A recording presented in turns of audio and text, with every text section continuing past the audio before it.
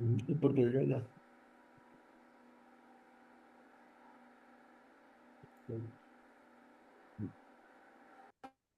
तो हमारी बात चल रही थी विक्टर फ्रैंकल की।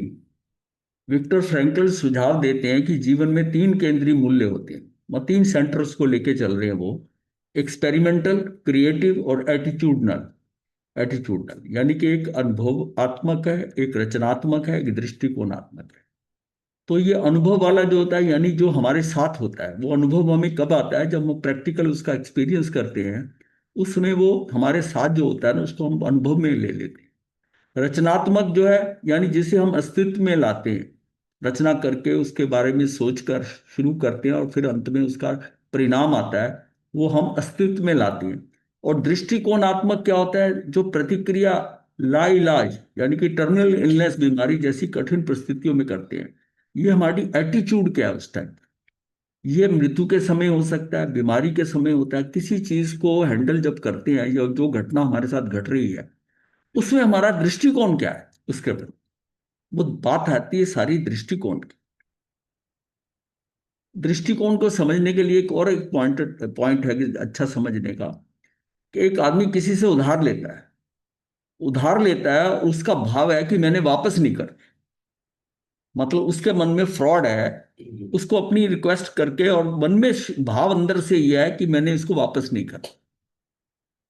और एक व्यक्ति ऐसा है कि जिसने पैसा लिया किसी, मतलब अपनी मजबूरी के कारण, लेकिन हुआ क्या कि वो ऐसा फंस गया कि उसके कारण वो अब उसकी क्षमता ही नहीं रही वापस रीपे करने की।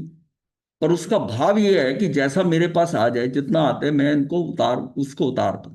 एक ये बात है। और एक वो होता है कि जो पैसा लेकर वापस कर देता है। पैसा लिया, इस्तेमाल करा और वापस कर। सबसे ज्यादा प्रॉब्लम ये होती है उस व्यक्ति को होती है जो कि दृष्टिकोण की बात है कि क्योंकि खेल सारा जो है ना वो हमारे अभिप्राय से चलता है। जो व्यक्ति पैसा लेकर उस टाइम जब ले रहा है, उसका भाव है कि वापस तो करने नहीं है। तो चार्वाक वाह का जो है ना, वो जो होता है कि भाई किसी से पैसा लेकर घी पियो, मतलब खुद मस्ती, अपने को दूसरों को अपने फाइनेंसर समझ लो, मतलब शुरू से भाव कि मैंने पैसे देने नहीं है। वो उसका कई गुना मूल्य चुकाएगा। कई गुना मूल्य चुकाएगा। हालांकि इस रेफरेंस में नहीं ये बात दिया है। इसमें तो मैं दृष्टि बताता हूं कि हर कार्य के करने के लिए जो उसके में दृष्टिकोण हमारा क्या, अभिप्राय क्या है। सारी बात अभिप्राय की है कि उसको उतना दोष नहीं लगेगा कि जिस व्यक्ति ने पैसा लिया पर वो देने की क्षमता नहीं रही किसी कारणवश उसकी, उसका बिजनेस और खराब हो गया, तो इसके कारण वो दे नहीं पा रहा। दे नहीं पा रहा।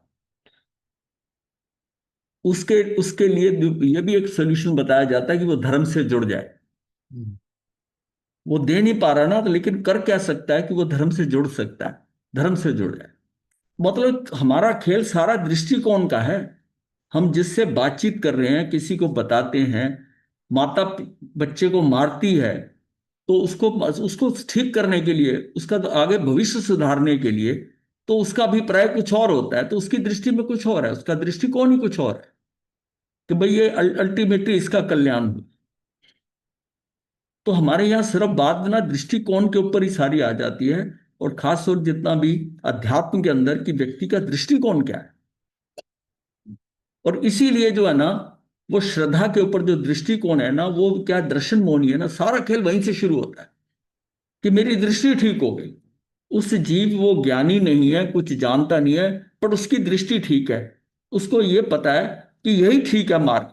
वो कर नहीं रहा कुछ, बट उसको क्लैरिटी हो गई कि रास्ता तो यही है।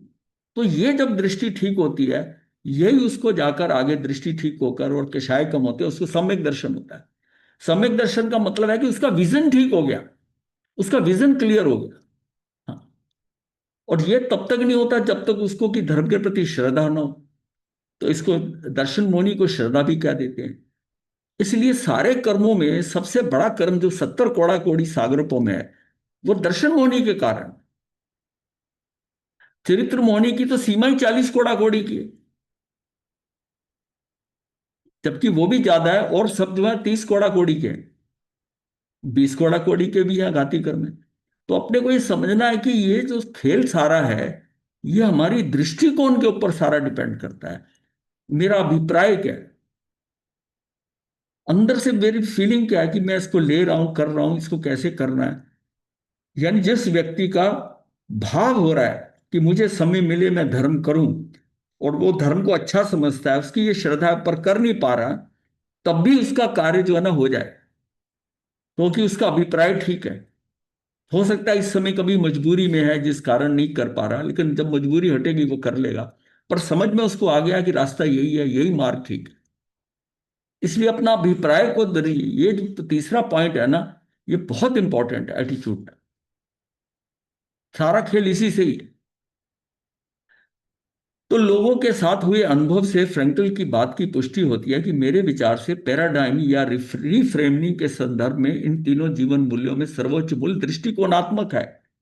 यह भी यही बता रहा है कि जीवन मूल्यों में सर्वोच्च मूल्य जो है दृष्टिकोणात्मक है, कि मेरा एटीट्यूड क्या है उस टाइम। एटीट्यूड के ऊपर बात हो रही है। और ये शब्द जो पैराडाइम है, ये हमने कई बार डिस्कस किया। पैराडाइम का मतलब वो सारी रिफ्रेमिंग हो जाती है, हमारी विचारधारा बदल जाती है, मतलब पूरी। जैसे वो कैसे रिफ्रेमिंग होती है, जैसे अनाथी मुनि ने उनका पैराडाइम चेंज कर दिया, श्रेणिक राजा। जिस एंगल से वो सोचता था, जिस सिनारियो में सोचता था कि भाई तुम्हारा शरीर अच्छा है, मौज मस्ती करो, आओ मेरे पास, मैं तुम्हारा नाथ बनता हूं, कैसा उसका मतलब फ्रेमवर्क था, और जो सोच का पूरा उसका दृष्टिकोण सारा जो था, वो एक झटके के अंदर रिफ्रेमिंग हुई। ये शब्द है पैराडाइम। ये पैराडाइम बहुत इंपॉर्टेंट शब्द है कि स्थिति बदल जाती। हाँ, तो ये सिचुएशन चेंज कर देता ये। ये ऐसे मतलब भी सिचुएशन चेंज नहीं करता, आपके वो सारा वातावरण आसपास का जो है ना वो वैसा क्रिएट हो जाता है, और उसमें आपके बदलाव आता है। मैंने एक बार एक ट्रेन की बात करी थी ना, एक ट्रेन के अंदर एक व्यक्ति हाँ जो है वो, वो हाँ जा एक रहा हाँ था, जी। मृत्यु वो हो बच्चों गई के वो साथ था, वाला। बिल्कुल वो जो है ना, उससे हम्म, पैराडाइम चेंज होता है। हाँ, वही हाँ और जी। दिमाग में और आता मामूली ढंग से समझना हो तो पैराडाइम चेंज क्या होता है, जैसे रामलीला में। रामलीला में दशरथ का दरबार दिखाना है, तो उसमें पूरा वैसे खंबे लगे हुए महल का पोर्शन पीछे जो होगा, जो पीछे पर्दा होगा उसके ऊपर वो बने होंगे राजमहल। और जैसे ही सीता को वो ऋषि के आश्रम में दिखाना है, तो उसमें वो पर्दा चेंज कर देते हैं, ड्रामों में जो होता है या रामलीला में। तो पर्दा चेंज होते ही क्या होता है कि पैराडाइम चेंज हो गया। वहां एक हिरन खड़ा हुआ है, एक झोंपड़ी बनी हुई है, वहां सीता बैठी है और लवकुश है, वो मतलब ये सारा है क्या कि उस सारा सिनेरियो बदल दिया। तो इसको हम कहते हैं कि पैराडाइम चेंज हो गया। जब पैराडाइम हमारा चेंज होता है, हमारी विचारधारा ही बदल जाती है। वैसे हम किसी व्यक्ति को बुरा समझ रहे हैं किसी कारणवश कि इतना ऐसा ऐसा है, उसकी रियलिटी हमको पता चलती है कि वास्तव में ये ऐसा क्यों कर रहा था। अरे इसकी तो विचारधारा बड़ी अच्छी है, उसके प्रति वो पूरा पैराडाइम ही चेंज हो गया। अब हम उसके बारे में कैसा सोचने लगे, हमारी जो विचारधारा थी उसके प्रति बदल जाएगी। तो ये शब्द जो है ना, ये मतलब मेरे विचार से पैराडाइम या रिफ्रेमिंग के संदर्भ में तीनों जीवन मूल्यों में, अगर फ्रेमिंग के हिसाब से देखें कि सारी परिस्थितियां बदल गई, रिफ्रेम हो गई, तो उसमें सर्वोच्च जो है ना मूल्य जो है वो दृष्टिकोणात्मक है, कि ये जो मेरा एटीट्यूडनल बिहेवियर है, ये बिहेवियर है, सबसे इंपॉर्टेंट। और हमारे धर्म के अंदर भी बात तो यही कि इसके भाव क्या थे, वो बात वही है कि इसका अभिप्राय क्या था करने। तो रोटी और वो जीवन लस्सी रह गई जीवन जीवन मूल्यों में सर्वोच्च तो। दृष्टिकोणात्मक है। दूसरे शब्दों में सबसे महत्वपूर्ण ये है कि जीवन के अनुभवों पर हम कैसी प्रतिक्रिया करते हैं। How we respond to what we experience in life, how we respond. कठिन परिस्थितियां अक्सर पैराडाइम में परिवर्तन करती हैं। जब जब हमें मुश्किलातें आती हैं, दुख आता है, उस समय सिचुएशन बड़ी कठिनाई वाली होती है, वो एक्चुअल बदलती है, वो बहुत ज्यादा बदलती है, बड़ी जल्दी से बदलती है। कि कठिन परिस्थितियां अक्सर पैराडाइम में परिवर्तन करती हैं, और इस संदर्भों में बिल्कुल नए मानदंडों को, मतलब पूरे फ्रेम सारा मेरे मानदंड ही चेंज हो जाए की रचना करती है, जिनके द्वारा लोग दुनिया को, स्वयं को, अन्य लोगों को देखते हैं। मतलब देखने का नजरिया बदल जाता है, मानदंड बदल जाता है, कि हम उस ढंग से उसको देखें। देखें, हमारा मतलब सोचने का तरीका बदल जाता है, बदल जाता है।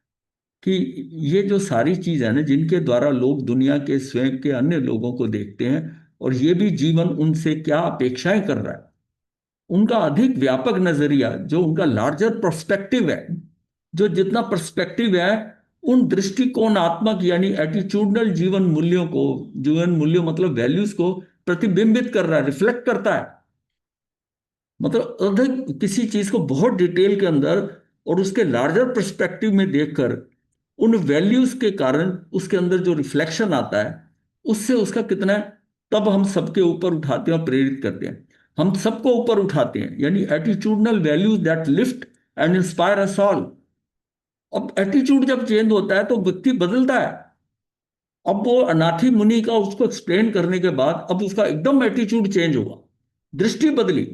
दृष्टि बदली तो उस दृष्टि ने उसको क्या हुआ, उस वैल्यूज ने जो उससे उसने ग्रहण करी, जो उन्होंने जैसा वार्तालाप किया, वो वैल्यूज ने उसको लिफ्ट करके इंस्पायर कर दिया। अब उसको अपना सारा जीवन जो पूर्व में गया हुआ है वो सारा गलत नजर आ रहा है कि मैंने समय खराब कर दिया। जो गलती उसको पहले नहीं नजर आ रही थी वो अनाथी मुनि को ही समझा रहा था, वो अपने आप को सही समझ रहा था कि तू तो पागल है, तेरा ऐसा सुंदर रूप है, शरीर है, तू आ मेरे पास। और कहाँ उस अब उसको अपना सारा किया हुआ जीवन जो है ना वो सारा व्यर्थ लग रहा है कि मैंने बहुत समय खराब कर दिया। ये एटीट्यूड में चेंज होता है ना, ये जो है ना पूरा उसका पैराडाइम बदल। अब उसने सोचने की दृष्टि हर बात की, अब वो एक डिफरेंट आदमी था। जब वहां से शैनिक राजा निकलता है और अपनी राजगिरी में आता है, राजधानी में, तो उस समय उसके बताया कि उसके पैर इतने भारी थे और वो ऐसा सोच रहा था कि जैसे बहुत बड़ा नुकसान जीवन में कर लिया उसने, अपने जीवन को बहुत व्यर्थ कर दिया। इस एंगल से उसने सोचा ही नहीं, वो एटीट्यूड ही वैसा नहीं था, दृष्टि ही वैसी थी कि खाओ पियो मौज करो। अब वो दृष्टि बदल रही है तो राज्य की व्यवस्था में भी उसने परिवर्तन करा, धर्म के साथ लग गया, महावीर के प्रवचनों में जाने लग गया। ये सारा जो उसको, और ये उसके fag end of the life, जीवन के आखिरी में है। तो भगवान महावीर स्वामी का जो प्रचार प्रसार था केवल ज्ञान में, वो 30 साल का था। तो ये समझिए 14वें 15वें साल में तो इनका अंत हो गया था सैनिक राजा, यानी बहुत पहले चले गए थे ये तो ये इस बात से ये देखिए कि हमारा एटीट्यूड, सारी बात जो है ना, हम भी अपने अभिप्राय को, अपने एटीट्यूड को समझे कि मेरा एटीट्यूड जो है वो गलत नहीं होना चाहिए। अब दूसरा एक पॉइंट आगे आता है कि करें या होने दें। अब जो है कई बार होता है कि इस काम को हम करें या जैसा होता होने दें। तो एक्ट और बी एक्टेड अपॉन, या एक्ट करें या कोई भी उसको होने दे, जो होता है होने दो। इस हिसाब से तो our basic nature is to act, ये and not to be acted upon. ये जो है ये दुनियादारी के हिसाब से है कि हम जो हर काम को अगर एक्ट करना चाहते हैं, not to be acted upon, दूसरा करे। दूसरे के हाथ में अपनी क्यों हम बागडोर दें, मेरा रिमोट दूसरे के हाथ में क्यों जाए। मैं जैसा करना चाहता हूं मैं खुद करूं। Our basic nature is to act and not to be acted upon, as well as enabling us to choose our response to the particular circumstances. This empowers us to create circumstances. ये स्थितियां बदल देता है अगर मैं अपने response को खुद चूज करता हूं। Taking initiative doesn't mean being pushy. मतलब ये नहीं है, इनिशिएटिव लेने का मतलब है कि हम पुशी हो जाएं, मतलब सबको ये आपत्तिजनक होता है, आक्रामक हो जाएं, एब्नॉक्शियस हो जाएं, या संवेदनशील हो जाएं। ये जो है, it doesn't mean recognising our responsibility to make things happen. It does mean, मतलब इट डज मीन कि रिकॉग्नाइजिंग, पहले मैं अपनी रिस्पॉन्सिबिलिटी जानूं, मेरा उत्तरदायित्व क्या है, और फिर चीजें कैसे करूंगा। ये सारा सोचकर हमें जो भी है खुद अपने विचार लेकर, अपने अभिप्राय के अनुसार अपना इनिशिएटिव लेकर कार्य करना बनता है। किसी दूसरे के हाथ में देंगे, करें या होने दें, ये जो बात हो रही है ना, कि सुनियोजित या स्वयं, बाय डिजाइन और बाय डिफॉल्ट। बाय डिफॉल्ट हो रहा है या बाय डिजाइन हो रहा है, सुनियोजित करके हो रहा है या स्वमेव हो रहा है। डिफॉल्ट का मतलब होता है स्वयमेव, और सुनियोजित का मतलब होता है बाय डिजाइन, जैसा हम चाहते थे वैसा करें, वैसा करें। वो हमको एक्चुअल में सेटिस्फेक्शन देता है कि मैं ऐसा चाहता था करना और मैंने ऐसा करा। एक होता है कि मैंने ऐसा, मैं करने की कोशिश कर रहा हूं पर जैसा हो गया, स्वमेव हो गया, बाय डिफॉल्ट हो गया, उसको मैं एक्सेप्ट करता हूं। तो प्रोएक्टिव व्यक्ति भावनाओं के जीवन मूल्यों से नीचे रखते हैं, वो अपनी भावनाओं को जीवन मूल्यों से नीचे रखते हैं। इमोशंस को ना अपनी वैल्यू से नीचे रखते हैं, मतलब उसको नीचे रखते हैं। वैल्यूज को इंपॉर्टेंस ज्यादा देते हैं, मतलब जीवन मूल्यों को, मतलब अपनी वैल्यूज को ज्यादा ध्यान रखते हैं, क्योंकि इमोशंस कई बार गड़बड़ करती है। लेकिन अगर हमारी वैल्यूज अगर स्ट्रांग होंगी जीवन की, तो हमको वो गलत कार्य करने का मौका नहीं मिलेगा। हम अपने आप को ही समझा लेंगे, नहीं नहीं ऐसा नहीं करना। ये हमारे जो है ना संस्कारों के विपरीत है, यह हमारे धर्म के विपरीत है। ऐसा तो हमारे परिवार में कभी किसी ने नहीं किया। तो ये जो होता है कि प्रोएक्टिव व्यक्ति जो है वो भावनाओं में बहकर काम नहीं करेगा। ये भी एक उसकी क्वालिटी है, प्रोएक्टिव आदमी। अपनी भाषा को सुनना एवं उस पर गौर करना। अपनी भाषा सुनना, हमारे नजरिए, जो हमारी दृष्टि है और व्यवहार हमारे पैराडाइम से उत्पन्न होते हैं। इसलिए अगर हम उनकी जांच करने के लिए अपनी आत्म जागरूकता का प्रयोग करते हैं, तो हम अक्सर उनमें अपने भीतर के नक्शों की प्रकृति देख सकते हैं। मेरे इंटरनल मैप्स कैसे हैं, मेरी सोचने की प्रक्रिया कैसी है, मैं किसी बात को कैसे, किसी के तथ्य को कहाँ तक ले जाता हूं।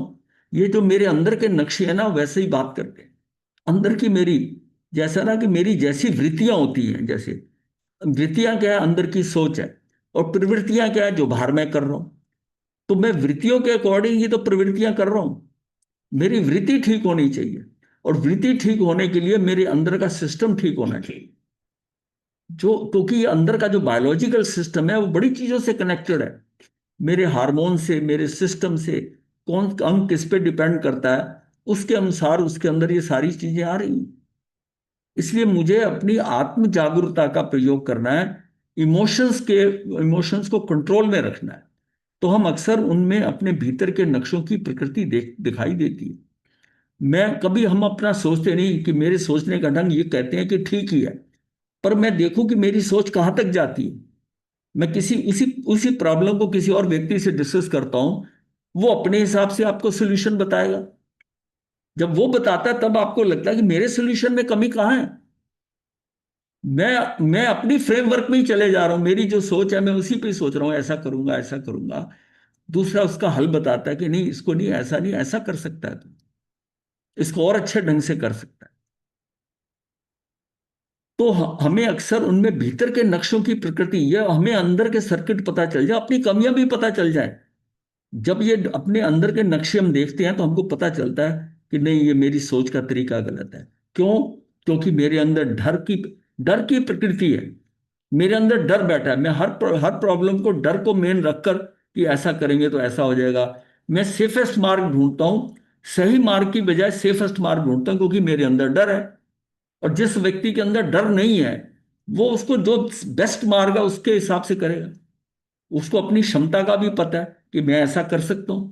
और जिसको अपनी क्षमता में कमजोरी नजर आती है, वो कुछ ढीला ढाला काम करेगा। तो ये सारा हमारे अंदर के सिस्टम है। जैसी हमारी कार्यशैली बन गई है, तो उन उन विचारों से, उनसे मेरी एक कार्यशैली का एक रूप बन जाता है।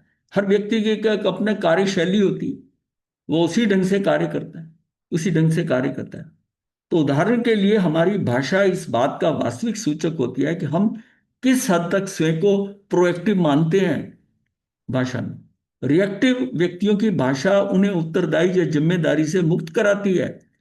अब देखिए, जो उसके सेंटेंस होंगे, जो व्यक्ति प्रोएक्टिव होगा वो कैसे बोलेगा, और जो रिएक्टिव होगा वो उसी चीज को कैसे बोलेगा, उनकी बात से पता चल जाएगा। प्रोएक्टिव जो होगा ना, वो एक बार आपने उसको एक्सप्लेन करा, उसने जान लिया, तो कहेगा yes I will do it, मैं इसको कर लूंगा, उसको समझ आ गई कि बात सही है। और वो जो रिएक्टिव होगा ना, वो पता क्या कहेगा, मैं कोशिश करूंगा, मैं कोशिश करूंगा।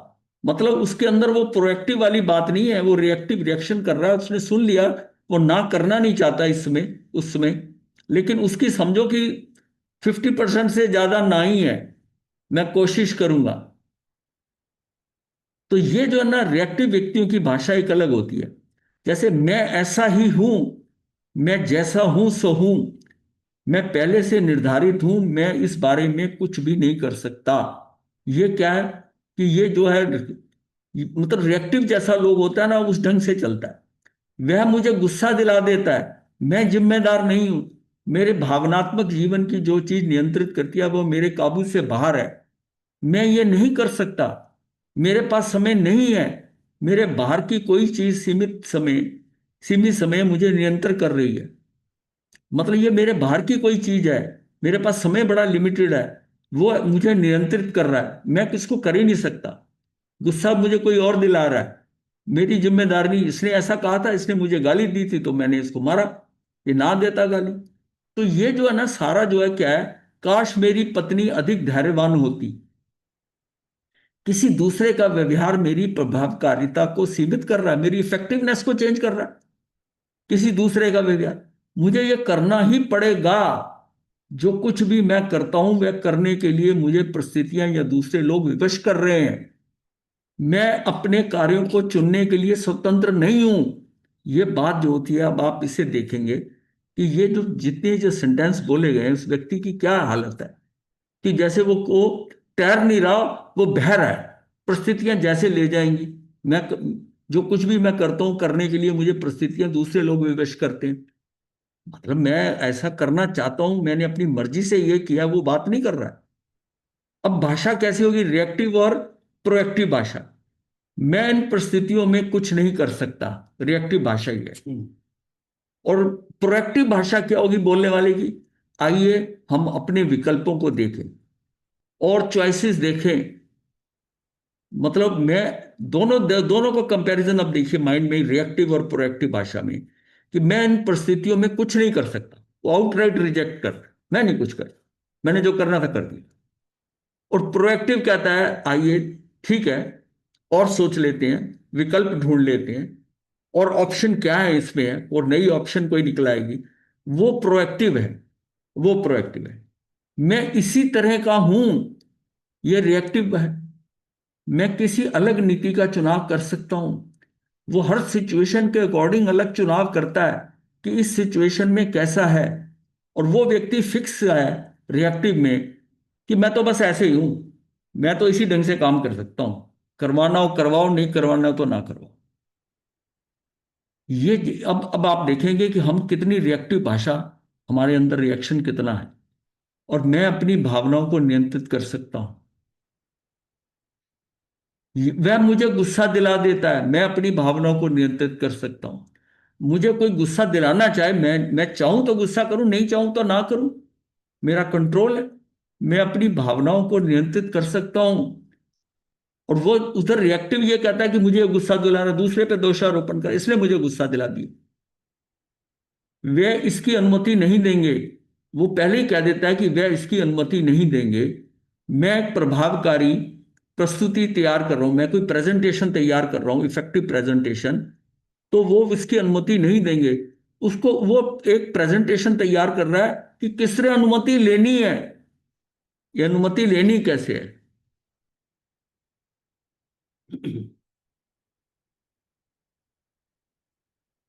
मुझे ये करना पड़ेगा, ये तो बोझ वाली बात है, मतलब करना मतलब फोर्स्ड, दबाव के साथ मुझे ये करना पड़ेगा, ये रिएक्टिव भाषा है। मैं उपयुक्त प्रतिक्रिया चुनूंगा। मैं जो है ना प्रतिक्रिया जो अपनी करूंगा उसको मुझे सोची समझी नहीं है।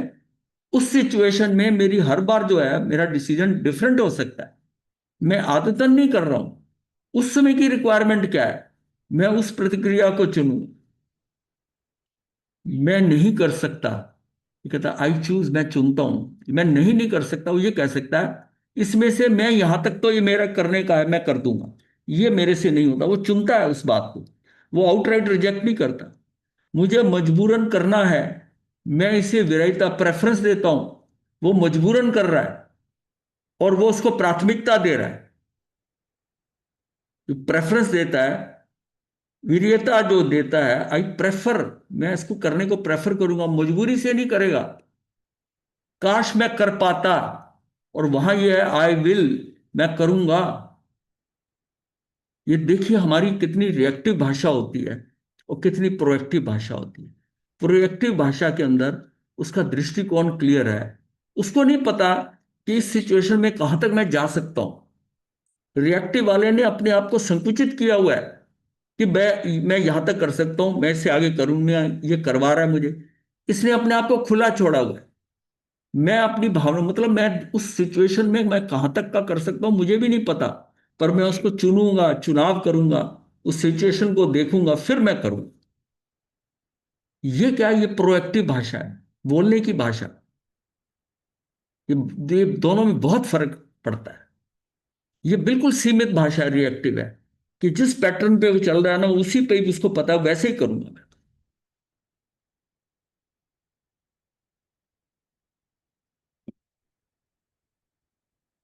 एक ही बात है, मुझे करना पड़ेगा, मजबूरन करना है। बाकी हाँ देखो, मुझे मुझे ये करना पड़ेगा तो बताने का ना, यहाँ इसका उत्तर तो डिफरेंट हो गया ना।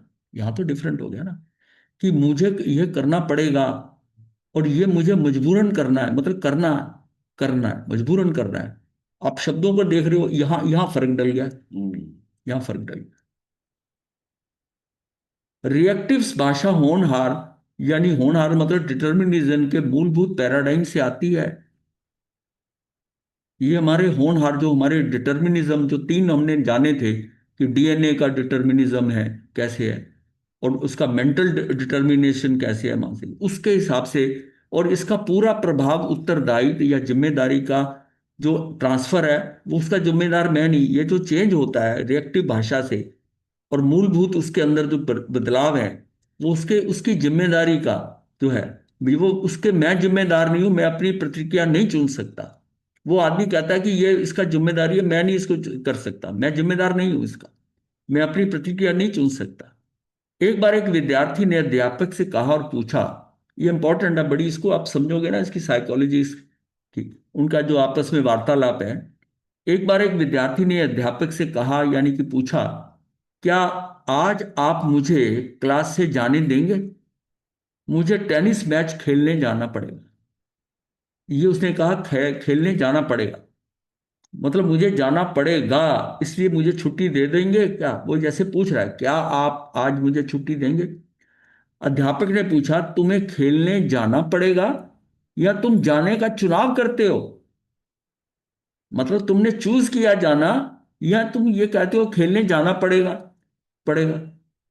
तो विद्यार्थी ने आश्चर्य से कहा, मुझे सचमुच जाना पड़ेगा। अध्यापक ने कहा, अगर तुम नहीं जाओगे तो क्या होगा? तो विद्यार्थी बोला, मुझे टीम से बाहर निकाल दिया जाएगा। मतलब मुझे क्या है, बाहर निकाल दिया जाएगा। अध्यापक, ये परिणाम तुम्हें कैसा लगेगा? विद्यार्थी कहता, मुझे अच्छा नहीं लगेगा। मतलब अगर तुम्हें टीम से बाहर निकाल दिया, तो तुम्हें यह परिणाम कैसा लगेगा? कई बार होता है, आदमी कहता है इस टीम से मुझे बाहर निकाल दिया, अच्छा ही है। किसी प्रोग्राम में नहीं जाना होता, प्रोग्राम बनाते हैं सब लोग, तो वो खुद ही कह देते हैं कि सीट कम है, आप चाहो तो रुक जाओ। वो कहता, हाँ जी, मैं नहीं जाता, क्योंकि मेरा मन पहले ही नहीं था, वो ना नहीं करना चाहता। तो यहाँ वो अध्यापक कहता है कि ये परिणाम तुझे कैसा लगेगा? वो कह रहे, मुझे अच्छा नहीं लगेगा, अच्छा नहीं लगेगा। अध्यापक ने कहा, दूसरे शब्दों में, तुम जाने का चुनाव इसलिए कर रहे हो क्योंकि तुम टीम में बने रहने का परिणाम चाहते हो। और दूसरी तरफ, अगर तुम मेरी क्लास छोड़ दोगे तो क्या होगा? अब कंपैरिजन करो, तुम खेलने चले जाओगे, मेरी क्लास छोड़ दोगे, तो क्या होगा? विद्यार्थी ने कहा, मैं नहीं जानता। उसने कहा, अच्छी तरह से सोचो। टीचर ने कहा, क्लास में ना आने का स्वाभाविक परिणाम क्या हो सकता है? उसने कहा, आप मुझे क्लास से बाहर तो नहीं निकालेंगे ना? अब ये बात आ गई। उसने कहा कि मैं अगर आपकी क्लास में नहीं आज जाता, तो मुझे आप हमेशा के लिए क्लास से बाहर तो नहीं निकालोगे। लेकिन आज मैं नहीं जाता, टीम वाले मुझे टीम में से निकाल देंगे, वो टीम में से निकाल देंगे। वह एक सामाजिक परिणाम होगा, वह कृत्रिम परिणाम होगा। अगर तुम टेनिस टीम में नहीं जाओगे, तो तुम नहीं खेल पाओगे। ये बिल्कुल स्वाभाविक परिणाम है। परंतु अगर तुम क्लास में नहीं रहोगे, तो उसका स्वाभाविक परिणाम क्या होगा? तो फिर वो बोलता, मुझे लगता है कि मैं अमुक विषय सीख नहीं पाऊंगा, जो आज पढ़ाया जाएगा वो मिस कर जाऊंगा मैं। वो बिल्कुल ठीक कहा, टीचर कहता है। इसलिए अब तुम्हें दोनों परिणामों की तुलना करने के बाद अपना विकल्प चुनना है। वैसे मैं जानता हूं कि अगर मैं तुम्हारी जगह होता, टीचर कह रहा है, अगर मैं तुम्हारी जगह होता, तो मैं टेनिस मैच खेलने का विकल्प चुनता, मैं वही ऑप्शन चुनता। उसने, टीचर ने हाँ नहीं करी है, पर उसको पूरा बता दिया है कि अगर मैं होता तो मैं ये, इस सिचुएशन के अंदर मैं ये डिसीजन लेता। परंतु ये कभी मत कहो कि तुम्हें कोई काम करना पड़ेगा। ये मत कहो, चुनाव करो। मैं उसको उसको चुनता कि मैं तुम्हारी जगह होता तो मैं टेनिस मैच खेलने का विकल्प चुनता। परंतु ये कभी मत कहो कि तुम्हें कोई काम करना पड़ेगा। विद्यार्थी सहमते हुए बड़ा मीकली जवाब दिया, मैं टेनिस मैच खेलने जाने का चुनाव करता हूं। अध्यापक ने बनावटी हंसी हैरानी से कहा, और मेरी क्लास छोड़ने का। ये बात समझ में आ गई कि क्या क्या मतलब। एक रिएक्टिव चर्चा कर रहा है, एक प्रोएक्टिव बता रहा है टीचर उसको, और उसको अल्टीमेटली जो उसके मन में इच्छा है वो कहता है कि मैंने चुनाव किया, मैं खेलने जा। वो पहले जो बात कर रहा था ना टीचर पे कि मुझे जाना पड़ेगा, क्या आप आज्ञा दे दोगे, वो चॉइस दे रहा है, उसका उसका रिएक्टिव भाषा है, वो रिएक्टिव भाषा है। मैं आपको एक प्रैक्टिकल एग्जांपल बताता हूँ इसी के बिल्कुल। मैं एक बार हम ना उस पे थे, नीदरलैंड में रोटरडैम में थे, और वहाँ हमारी जो यहाँ से दिल्ली से फ्लाइट बुक थी ना, वहाँ जाके हमें पता चला कि वहाँ पर एक लोकल फ्लाइट और वहाँ की कोई फ्लाइट है, वो लंदन जो है 2-2.5 घंटे पहले जा रही है, ऐसा फ्लाइट जा रही। तो हम हमारे साथ एक थे, तो वो जो थे सीनियर थे, तो वो जो है ना, वो वहाँ जाकर उसको काउंटर पे कहते हैं कि काउंटर के ऊपर, एयरलाइंस काउंटर पे, कि क्या आप मेरी फ्लाइट चेंज कर दोगे। मेरी फ्लाइट जो है एक अर्ली फ्लाइट जा रही, पता चला क्या चेंज कर दोगे। उस लेडी ने ना कर दी। ये मेरे साथ बीती हुई बात है। उसने ना कर दी, नो, जो आपने बुक की हुई है इट्स ऑल राइट। वो वापस आ गया, और टिकट दोनों दे दी थी, दोनों उसने टिकट मुझे दी, कहा कि भी वो तो चेंज नहीं हो रही। मैंने कहा आप अपनी टिकट मुझे दो। मैं टिकट लेकर 10 मिनट बाद में वहां गया उसके काउंटर पे। मैंने कहा कि आप इस टिकट को ना, जो पहली फ्लाइट है ना, उसमें चेंज कर दो। अगर उसमें जगह है तो इसमें चेंज कर दो, हमें उसमें जगह दे दो। Why to waste 2 hours here हम। उसने फट से टिकट ली, स्टिकर लगाया, मोहर लगाई, और चेंज कर दी, फ्लाइट चेंज कर दी। वहां मैंने देखा कि हम किस भाषा में बोलते हैं। ये मेरा एक्सपीरियंस, प्रैक्टिकल एक्सपीरियंस था। मैंने उसे कहा कि कर दो, कर दो, हमारी फ्लाइट को प्रीपोन कर दो फ्लाइट से, अगर उसमें जगह है। तो उसने कहा मुझे तो नहीं पता था जगह है कि नहीं, बस पता है फ्लाइट, अगर उसमें जगह है तो हमारी प्रीपोन कर दो, विल सेव 2 आवर्स। तो उससे फट से चेंज, वो देखा चार्ट देखा उसमें, तो उसे चेंज कर दी फ्लाइट में टिकट। अब ये इससे होता है, और ये ऐसे ही ना, ये एक जो है ना पांडवों का और कृष्ण का, जब धात्री खंड में गए ना, तो उस समय भी उन्होंने जो बोला, पांडवों ने बोला था कि वो जो पद्मनाभ था, कि पद्मनाभ आज या तो तू रहेगा या हम रहेंगे, ये बोला था। तो लड़ाई के अंदर पांडव हार गए, क्योंकि वो द्रौपदी को उठा के ले गया था। तो अब उस समय पर कृष्ण ने कहा ठीक है, तुम आ गए ना, हार के आ गए। तो कृष्ण बैठा रहा। तो कृष्ण ने कहा "अब मैं जाता हूं"। तो कृष्ण वहां गए तो ये भाग करके गए कि पद्मनाभ आज तू नहीं है। आज तू नहीं बचेगा, आज तू नहीं है। और पांडव ये कह के गए थे कि या आज वो रहेगा या हम रहेंगे। उसमें उन्होंने 50% चांस हारने का दे दिया था, दे दिया था। ये सुना होगा कई बार आपने। तो ये जो है, इससे इससे ये मतलब आता है कि हम जो बात कर रहे हैं, हम किस कॉन्फिडेंस से कर रहे हैं। वो जो गुरुजी मैंने भी देखा है गुरुजी, कि अच्छा, अगर हम पॉजिटिव पॉजिटिव आंसर चाहते हैं ना, पॉजिटिव में बोलना पड़ता है। अगर हम हाँ नेगेटिव नहीं सुनना चाहते तो नेगेटिव वर्ड बोलो ही नहीं, वो हाँ, पॉजिटिव में ही रिस्पॉन्स मैं मिलेगा कह रहा हूं हमें। ये आप प्रोएक्टिव हो जाओगे ना, तो आपका वर्किंग करने का तरीका यही हो जाएगा कि यस, हर बार जो है। तो विद्यार्थी मैंने भी ऐसे ये एक्सपीरियंस करे बात तो बात। ये जो है ना, ये एक एग्जाम्पल थी कि रिएक्टिव भाषा के साथ गंभीर समस्या ये है कि ये स्वयं पूरी होने वाली भविष्यवाणी, यानी सेल्फ फुलफिलिंग प्रोफेसी बन जाती है। रिएक्टिव भाषा जो है ना, गंभीर समस्या है इसके साथ। लोगों का ये पैराडाइम और भी दृढ़ हो जाता है कि वह पहले से ही निर्धारित है, तथा वे इस विश्वास का समर्थन के लिए प्रमाण जुटाते हैं। वे खुद को परिस्थितियों का शिकार मानने लगते हैं। वे ये मानने लगते हैं कि परिस्थितियों पर उनका कोई नियंत्रण नहीं है। वे अपनी स्थिति के लिए बाहरी शक्तियों को दोष देते हैं, दूसरे लोगों को, परिस्थितियों को, यहां तक कि ग्रह नक्षत्रों को, कि ये ग्रह ठीक नहीं था, इस टाइम मैं नहीं तो ग्रह ठीक होता तो मेरा कार्य हो जाता, या वहां वो आदमी पहुंच जाता, मेरा इन लोगों ने साथ दिया होता तो काम हो जाता। ये सारा जो है ना, दोष किस पे? बाहरी निमित्तों पे दोष दे रहे, दूसरों पे दोष दे रहे।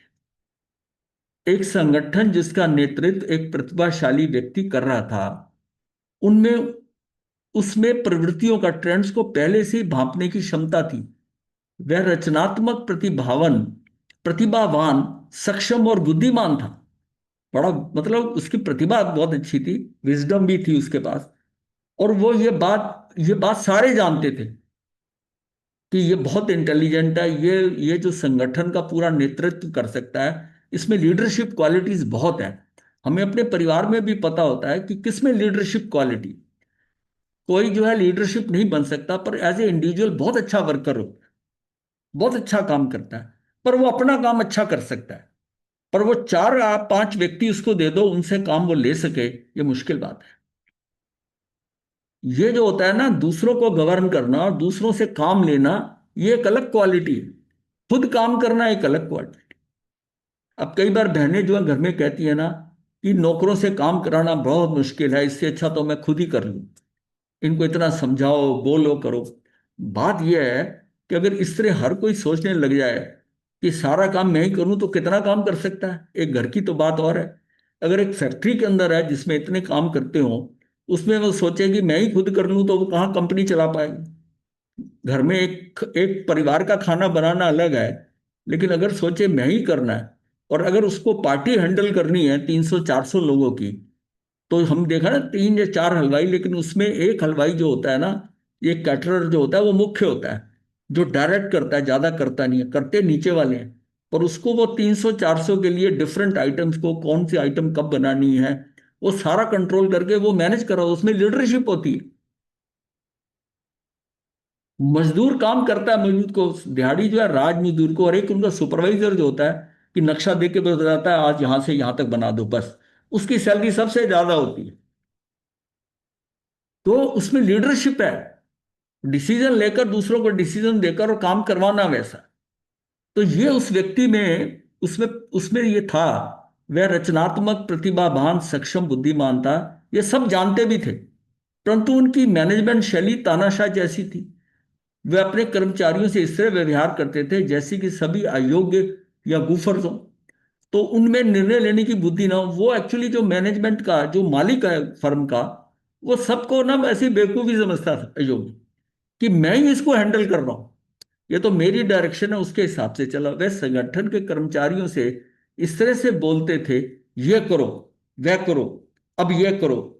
जब हम ये बात करते हैं ना, जब एक सर्वेंट भी होता है ना, उसको अगर शॉर्ट में आप निर्देश देंगे, अब तू ये कर, वो करके आ, फिर बताऊं, मैं बताऊंगी कि क्या करना है, तो उसको ना लगता है तो अनसर्टेनिटी में रहता है।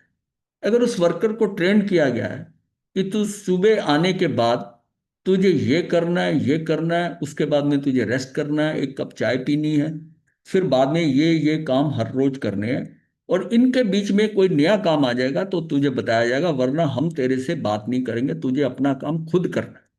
ये हर रोज का पैटर्न है, हर रोज का पैटर्न है, इसी के अनुसार तुझे काम करना है। वो 5-7 दिनों में ट्रेंड हो जाएगा, उसमें थोड़ी थोड़ी करेक्शन होगी, फिर आपकी सिरदर्दी नहीं बनेगी, क्योंकि आपने उसको फुली ट्रेन कर दिया, और आपने चेक कर लिया कि काम ठीक कर रहा है, और जो उसकी कमियां उसको बता दी, तब आपकी सिरदर्दी नहीं बनेगी। लेकिन अगर उसको पूरी पावर डेलीगेट ही नहीं कर रहे, उसको पता ही नहीं है कि अगले टाइम पर उसने क्या करना है, किस परिस्थिति में करना है, अच्छा वो भी परप्लेक्स रहता है। अब उसको पता है कि ये काम करते ही मैंने दूसरा काम ये करना है, वहां उसकी दृष्टि पहले ही है, इसको निपटा के इतने बजे तक ये करना है, फिर मैं रेस्ट करूंगा, मुझे 10 मिनट का रेस्ट मिलता है। आपका भी नौकर कहते हैं कि तेरा इतने से इतने टाइम पर तेरा रेस्ट होगा, तुझे इस दौरान में 1 कप चाय बनाकर पीनी है, पी लेना, या सबके लिए बनाना और तुम भी पीना, और तुझे रेस्ट है। और फिर देखो कि फिर वो 3-4 घंटे काम कर लेता है, फिर उसको कहते हो कि अब तू खाना खा ले। जब आप खाना खा रहे हो, तो उसको खाना उसको भी खिलाओ, चाहे उसको पहले खिलाओ या साथ में, उसको कहो कि तू भी खाना खा ले। उसको एक फीलिंग आती है कि ये खुद खा रहे हैं, खुद कर रहे हैं, तो मेरा भी ध्यान रख रहे हैं। और आप ये कहें ठीक है तू बाद में कर लियो, कल उसको फिर काम में लगा दिया, तो उसका उसके खाने का कोई टाइम नहीं हो।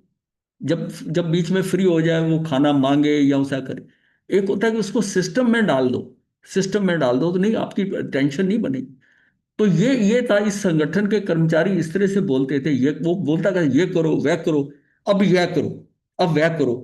वो वो निर्णय हर पॉइंट पे निर्णय ले रहा था। इसका परिणाम ये हुआ कि उन्हें लगभग पूरी एक जो है ना एग्जीक्यूटिव टीम को अपना विरोधी बना दिया।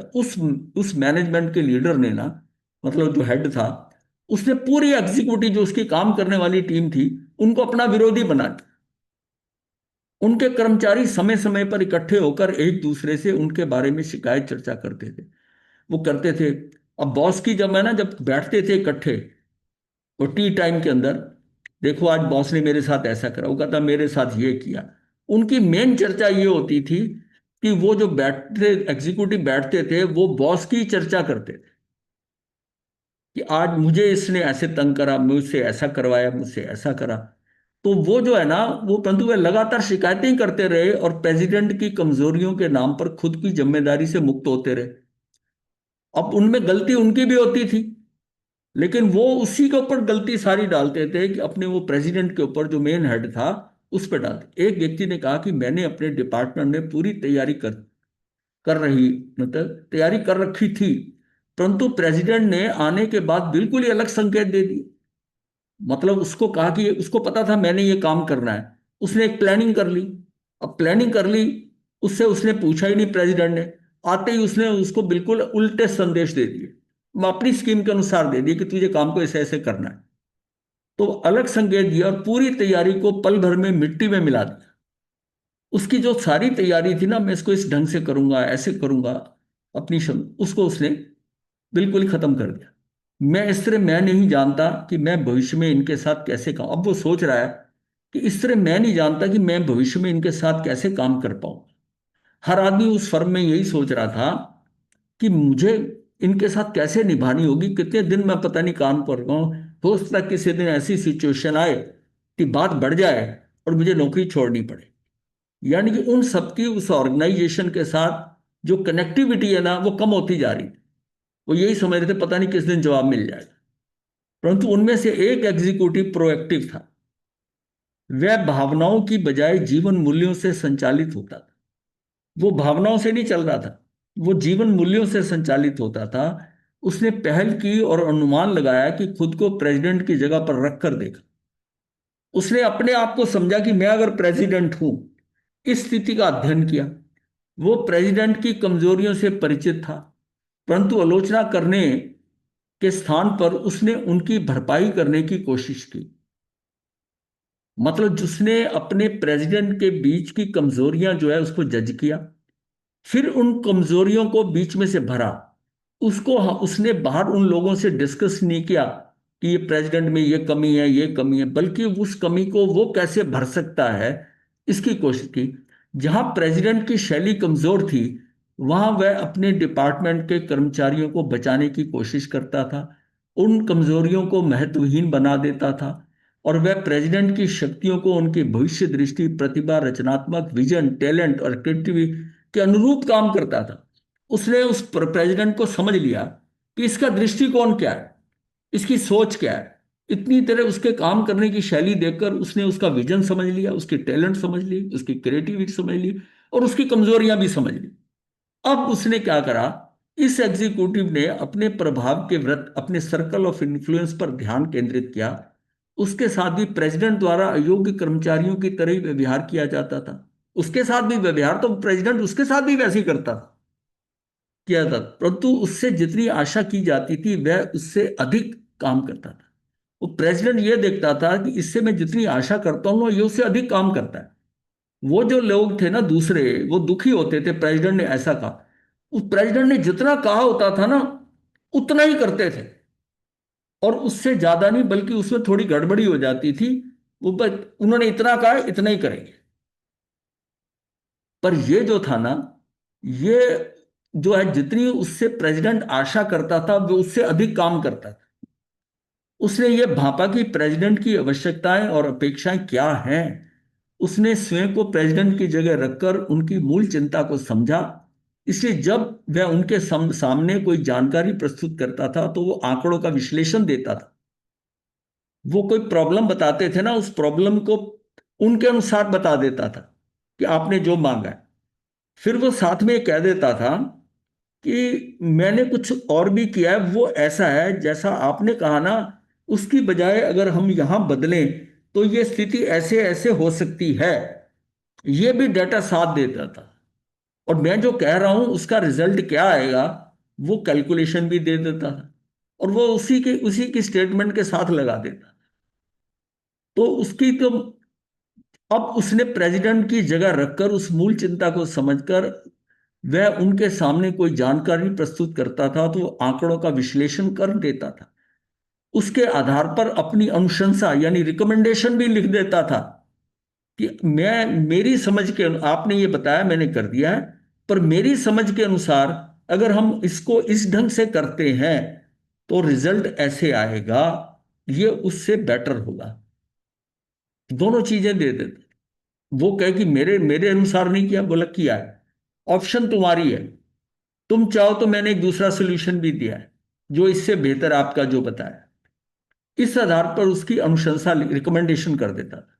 जब एक परामर्शदाता एडवाइजरी कैपेसिटी की हैसियत से एक दिन प्रेसिडेंट के साथ बैठा। अब प्रेसिडेंट को प्रॉब्लम आने लगी कंपनी के अंदर। उसने क्या करा, उसने एक जो है ना एडवाइजरी कैपेसिटी में किसी को बुलाया बाहर से, एक्सपर्ट को, मैनेजमेंट एक्सपर्ट को, कि मेरी जो ऑर्गेनाइजेशन है नीचे जा रही है दिन ब दिन। जबकि काम सब कर रहे हैं बट कार्य जो है उस लेवल का हो नहीं रहा। तो उस तो वह उस दिन एग्जीक्यूटिव को अविश्वसनीय, मतलब कि अनबिलीवेबल कार्य की प्रशंसा की उस एग्जीक्यूटिव की। तब उसने ना उसको परामर्शदाता जो एडवाइजरी आदमी आया था मैनेजमेंट का बताने समझाने उनको, उसको अपने उस एग्जीक्यूटिव की जो उसकी कार्य करता है उसकी प्रशंसा की। ये एग्जीक्यूटिव मेरी मांगी जानकारी के अतिरिक्त जानकारी भी देता है जिसकी हमें सचमुच जरूरत थी। इसने मेरी गहनतम चिंताओं को संदर्भ में, मतलब है कि आंकड़ों का विश्लेषण किया है, साथ में अपनी अनुशंसा भी लिख के देता है, रिकमेंडेशन देता है। अनुशंसा विश्लेषण के अनुरूप और विश्लेषण आंकड़ों के अनुरूप ये एक असाधारण एग्जीक्यूटिव है। कितनी राहत की बात है कि बिजनेस के इस हिस्से के बारे में चिंता करने की कोई जरूरत ही नहीं है। ये जो आंकड़े दे रहा है, ये एक ही एग्जीक्यूटिव ऐसा है जो ये काम कर रहा है। अगली मीटिंग में फिर वह दोहराया कि इस एग्जीक्यूटिव को छोड़कर अन्य सभी से कहा ये करो ये करो, उसको नहीं कहा। उन सब ने देखा कि जब नेक्स्ट टाइम वो आदमी चला गया परामर्शदाता, तो अब उसने कहा कि ये जो व्यक्ति है ना, ये एग्जीक्यूटिव जो उसका प्रोएक्टिव है, इसको छोड़कर बाकियों का ये करो ये करो ये करो। जबकि इस एग्जीक्यूटिव से पूछा उसने, तुम्हारी क्या राय है, आपकी क्या राय है, इससे पूछ रहा है, उनको ऑर्डर देने लग गया। इसके प्रभाव का व्रत बढ़ा, इसका इन्फ्लुएंस बढ़ गया।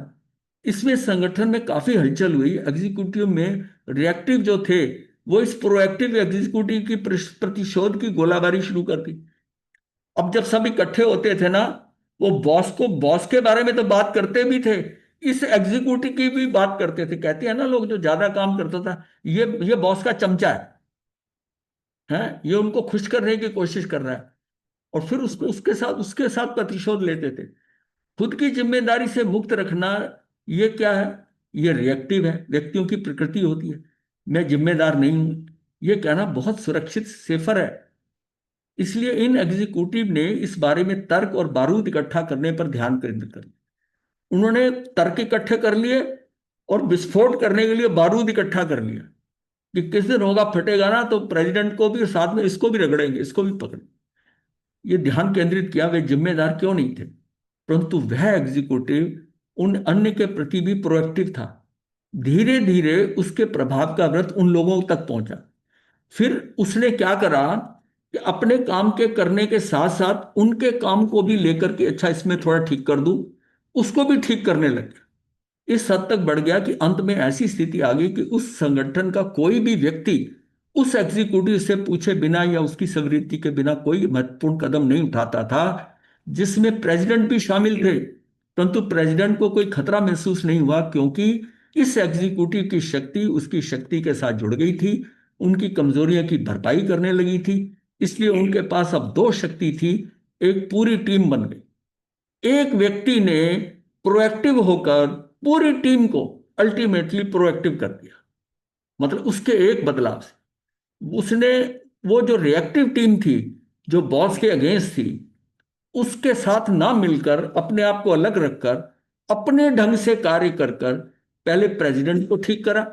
फिर ये जो टीम थी जो उसको भी तंग करती थी, उस एग्जीक्यूटिव को, उनके साथ भी कोई मुकाबला नहीं किया, उनको भी हेल्प करी, उनको भी ठीक करा, उसको भी ठीक करके, और उसने पूरी टीम को ठीक कर दिया। क्योंकि वो बात ही होती है कि जब जिस कंपनी में हम हैं, वो व्यक्ति कैसा था कि जिस कंपनी में हम हैं, अगर कंपनी ग्रो नहीं करेगी तो लोग निकाले भी जाएंगे, सैलरी भी नहीं उतनी बढ़ेगी। हमें बॉस से कोई लड़ाई थोड़ी करनी है, कंपनी तो बॉस की है ना। उसकी कमियों की भरपाई करके कंपनी को ऊपर उठाएंगे, कंपनी ऊपर आगे बढ़ेगी, हम लोगों की तनख्वाह बढ़ेगी, हमारी नौकरी सेफ होगी, हम भी आनंद में रहेंगे, बॉस भी आनंद में रहेगा। ये प्रोएक्टिव उसकी फीलिंग थी कि हम इसको ऐसे करें, ना कि उसका मुकाबला करके कंपनी का तहस नहस कर डालें। वो जो विरोध करना होता था, तर्क करना था, चर्चा होती थी उसके बारे में, काम में ध्यान नहीं होता उन लोगों का, तो पूरा संगठन खराब हो जाता है। एक व्यक्ति ने पूरा सुधार दिया, एक व्यक्ति ने पूरा सुधार दिया। इस एग्जीक्यूटिव की सफलता उसकी परिस्थितियों पर निर्भर नहीं थी, कई अन्य व्यक्ति भी उसी स्थिति में थे, उन परिस्थितियों के प्रति उसकी चुनी हुई प्रतिक्रिया से फर्क पड़ा था, अपने प्रभाव के व्रत को पर उसके फोकस का फर्क पड़ा था, उसके अपने प्रभाव के व्रत पर फोकस जब बढ़ता है ना। उसने पहले देखी, पहले प्रेसिडेंट के ऊपर दृष्टि रखी, फिर वो ठीक हुआ, उसके साथ अपनी इक्वेशन बनाई नंबर वन, फिर वो इसके ऊपर आधारित हो गया, फिर बाकी वर्कर्स को भी, बाकी एग्जीक्यूटिव को भी उसने अपने कंट्रोल में लिया। अब बॉस भी कंट्रोल में आ गया, सारी टीम कंट्रोल में आ गई, तो बेसिकली हेड तो वो बन गया। सारे ही उसको पूछ के काम करने लगे, प्रेसिडेंट भी उसकी राय लेने लगा, दूसरे साथी भी राय लेने लगे, तो वर्चुअली देखा जाए तो कौन हो गया मालिक, कौन हो गया, वो हो गया, उसकी चलने लगी सारी कंपनी के अंदर। और उससे उसकी क्षमता बढ़ती है और उसको सुख देती है कि ठीक है, मैं ऐसा सोचता था, सबने देखा सोच इसकी ठीक है, उस सोच से उसने पूरी कंपनी को आगे बढ़ा दिया। तो ये जो चीज होती है ना, ये चीज एक परिवार में भी हो सकती है। जिस परिवार में जैसे दो भाई होते हैं, तीन भाई, पहले बड़े परिवार होते थे, उनको पता होता था कि हमारा ये वाला भाई सबसे समझदार है, तो वो उस भाई की बात मानते थे। जो एक आमतौर होता, बड़ा भाई होता था, बड़ा ना तो उसे नेक्स्ट होता था, बाकी भाई ये समझते थे कि जो भाई कहता है वही करेंगे। वो परिवार जो होता था यूनिफाइड रहता था, यूनिफाइड है कि ये हम सब में ये एक अक्लमंद है। तभी कहते हैं परिवार में अगर एक अक्लमंद हो, पूरा परिवार बड़ा सही रहता है। और कहीं दो तीन अक्लमंद पैदा हो जाए ना, और और हर कोई ये सोचने लग जाए कि मैं इससे अक्लमंद हूं, मैं इससे ज्यादा अक्लमंद हूं, बस फिर तो देखो कितने दिन चलता है परिवार। क्योंकि वो ज्यादा अक्लमंद लोग आ जाए, वो व्यक्ति अपना पोटेंशियल इतना दिखा दे, सारे उसको मानने लग जाए कि इस व्यक्ति का पोटेंशियल बहुत है। ये अगर पावर आपने प्रोएक्टिव की देखनी है ना, ये अपने प्रधानमंत्री नरेंद्र मोदी में देख सकते हो। उसको कोई नहीं कहता, उसको सारे उसकी हर एक्शन के ऊपर कहते कि इससे बढ़िया डिसीजन नहीं हो सकता था। और वो क्या होता है, उसमें कोई एक आता है, अब धीरे धीरे होगा, किसी की क्षमता अगर बढ़ेगी, कोई उनके विरुद्ध आएगा या कुछ होता है, क्योंकि सदा सब चीजें बराबर नहीं रहती। वरना आज तक तो यह है कि उसी की उसका लोहा सब मानते हैं, हमारे देश में नहीं, विदेशों में भी मानते हैं, विदेशों में भी माना है। तो इस एग्जीक्यूटिव की सफलता उसकी परिस्थितियों पर निर्भर नहीं थी, अन्य व्यक्ति भी उसी स्थिति में थे, जैसी इसकी स्थिति थी, जैसा ये एग्जीक्यूटिव था ऐसे और थे, पर उन परिस्थितियों के प्रति उसकी चुनी हुई प्रतिक्रिया से फर्क पड़ता है। अपने प्रभाव के प्रति उसने अपना फोकस कहाँ रखा, प्राथमिकता किसको दी, कैसे करा हैंडल। कुछ लोग ये सोचते हैं कि प्रोएक्टिव का अर्थ होता है पुशी, अग्रेसिव, इनसेंसिटिव, आपत्तिजनक, आक्रामक, मतलब दूसरे के ऊपर चढ़ाई करे रखना, ये नहीं होता। परंतु ऐसा कतई नहीं है, प्रोएक्टिव व्यक्ति आक्रामक नहीं होते, वे बुद्धिमान होते हैं और जीवन मूल्यों को वैल्यू ड्रिवन द्वारा संचालित होते हैं। वे वास्तविकता का विश्लेषण करते हैं और जानते हैं कि किस चीज की जरूरत है। They read reality and they know what is needed. Mahatma Gandhi ji को देखिए, उन पर रोक लगाने वाले विधानसभाओं में बैठकर उनकी आलोचना कर रहे थे, क्योंकि वह उनकी चिंता के व्रत से शामिल नहीं हो रहे थे। वो जो मीटिंगें करते थे ना, उसमें गांधी नहीं बैठते थे। वे इसलिए आलोचना कर रहे थे कि गांधी जी भारत को गुलाम बनाने वाले ब्रिटिश सम्राट की भर्त्सना के आडंबर में, शब्द आडंबर, जो क्या था, मीटिंग क्या होती है, शब्दों का आडंबर होता है, में शामिल नहीं हो रहे थे। उस समय गांधी जी धान के खेतों में घूम रहे थे। धीरे धीरे वो समुद्र तटों पे घूमते थे, वर्कर से मिलते थे, सबको कहा जाते थे कि विदेशी से दूर मची रहो। करते करते करते उन्होंने अपने पीछे कारवां खड़ा कर दिया, इतनी भीड़ खड़ी कर ली कि जिसके ऊपर अंग्रेज भी उन पे उंगली रखने के अंदर डरने लगे कि इसके पीछे इतनी फॉलोइंग है। तो लोग ये समझते थे कि हम मीटिंग में डिसाइड करते हैं, उनको कन्विंस करेंगे अंग्रेजों को। लेकिन अंग्रेज डरे किससे? गांधी से, कि इसके पीछे भीड़ है। जिन्होंने इंडिविजुअल काम करा उनसे वो डरे नहीं, लेकिन गांधी ने अपने पीछे इतनी भीड़ इकट्ठी कर ली कि उसके लिए वो लाठियां खाने को तैयार हैं, जुलूस निकालने को तैयार हैं। तो वो क्या हुआ कि उनके सत्याग्रह उसके सफल हो गए। तो ये जो सारे थे ना, ये एक व्यक्ति के अपना पोटेंशियल होता है हट के। ये उनका क्या था? ये उनकी लोक संज्ञा थी, एक्सेप्शनल क्वालिटी थी, कि ये कभी किसी ने ट्राई नहीं किया कि सत्याग्रह से आजादी मिली हो। ये लोग कहते थे कि ऐसे कोई आजादी मिलती है। सुभाष चंद्र बोस थे, ये सब बाकी जो थे, वो कहते थे कुछ इनके अगेंस्ट करेंगे तो होगा, सत्याग्रह से कभी आजादियां नहीं मिलती। पर मिली, यहां पर मिली। उस समय गांधी जी ने धान के खेतों में घूम रहे थे, वो धीरे धीरे उसने ना खेतों में काम कर रहे किसानों मजदूरों के बीच अपने प्रभाव का व्रत विस्तार कर रहे थे। यही वजह थी कि वह पूरे देश में उनके प्रति समर्थन था। उन्होंने, जमीनी लहर फैल गई थी, मतलब विश्वास की ना। हालांकि उनके पास कोई पद या राजनीतिक कुर्सी नहीं थी, परंतु करुणा, साहस, उपवास और नैतिक आग्रह द्वारा उन्होंने ब्रिटिश साम्राज्य को घुटने टेकने पर विवश कर दिया। अब नेक्स्ट पॉइंट जो आता है, होता और बन सकता हूं, the haves and the bees, ये जो आएगा ना, तो ये इसमें हम हमारी चिंता आज यहीं छोड़ते हैं इस सब्जेक्ट को ना, फिर आगे जो है ना हैवी हो जाएगा। अब आप इसमें समझे होंगे मेन दक्षता कि हमारा विषय प्रोएक्टिव का है। तो प्रोएक्टिव के विषय में आपने रिएक्टिव क्या चीज होती है और प्रोएक्टिव क्या होती है, उसमें उसका बोलने का ढंग कैसे होता है, उसका बिहेवियर कैसा होता है, घर में कैसा हो सकता है, संस्था चलाने में कैसा होता है। जो प्रोएक्टिव व्यक्ति होता है वो संस्था को आगे ले जाता है, संस्था को आगे बढ़ा देता है। ये जो चीज़ है, ये धर्म में भी लागू होती है, समाज में भी लागू होती है, कि एक व्यक्ति जो पूरे समाज को लीड करता है, अगर वो प्रोएक्टिव हो, वो पूरे समाज को लेके चले, सारे उसके साथ हो जाए। प्रोएक्टिव जो होता है उसको सब चीज दिखाई देती है, नजर आता है, उसके विजन में होती है, उसका विजन का कंट्रोल होता है। अब क्यों होता है? जब तीर्थंकर की बात सब मानते हैं, सब सुनते हैं, उनसे बात करते हैं, क्योंकि उनका विजन क्या है? उनका तो 100% ट्रू है, वो तो सब कुछ देख रहे हैं। वो फैक्ट्स को, भूत और भविष्य के फैक्ट्स को बिल्कुल ऐसे देख रहे हैं जैसे वर्तमान में हो रहा है, ऐसे देख रहे हैं। इसलिए उनकी बात को कोई काटता नहीं है, उनको पता है ये तीर्थंकरों ने कहा है, ये भगवान कह रहे हैं।